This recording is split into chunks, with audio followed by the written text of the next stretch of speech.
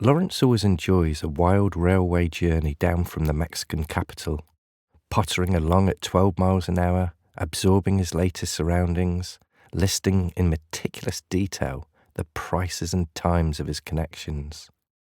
There are only 40 passengers on board and 20 soldiers to guard us. Mexico is always on the edge of revolution. In Oaxaca, he's impressed with the Hotel Francia. Such good amusing food, 4 pesos a day for everything, and finds a big market humming like a beehive where one can buy anything from roses to horseshoes, though he's less impressed with the awful things to eat, including squashed fried locust beetle. One thing they do not stock in the market is ear trumpets. So Dorothy Brett, who has accompanied the Lawrences, has a tinsmith make a substitute Toby, which creates much excitement among the natives when she uses it. Despite the stimulation of a new place, Lawrence begins hankering for Europe. At the moment, I feel out of sorts and a bit sick of the American continent. Sometimes a longing for Europe comes over one. America seems to have such hard elbows digging into one. He lunches with Somerset Maugham, but is unimpressed with his contempt for Mexico. When Maugham remarks the people are unfriendly, Lawrence observes, "One gets what one gives."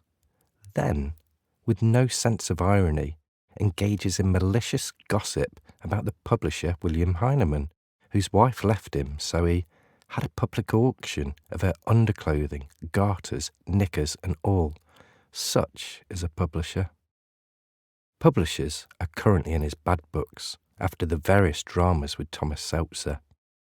Even his London publisher, Martin Secker, is the bearer of bad news. 2 cancel pages had been inserted into copies of The Lost Girl to appease the library censor, but these had been left in for the print run for general release. On the positive, Secker has struck up a deal to have various Lawrence editions imported to Australia, leaving the author to confidently surmise, little by little, the circle widens, and once it is opened, I don't think it will contract again.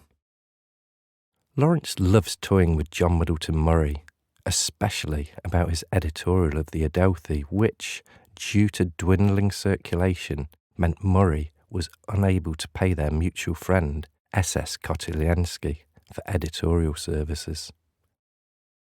Lawrence implores Murray to pull yourself up, harden yourself, throw your feelings down the drain, and face the world as a fighter. You won't, though.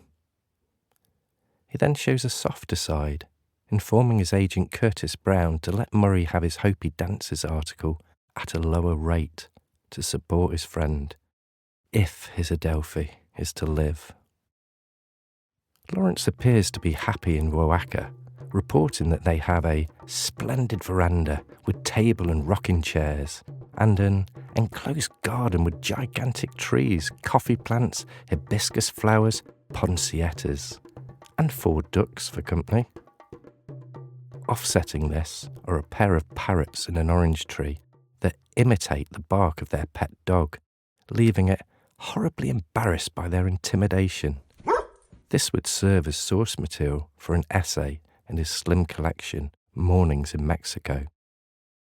Parrots and publishers aside, things are looking up.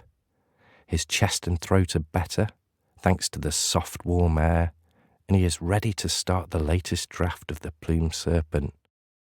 Europe will have to wait until he's done.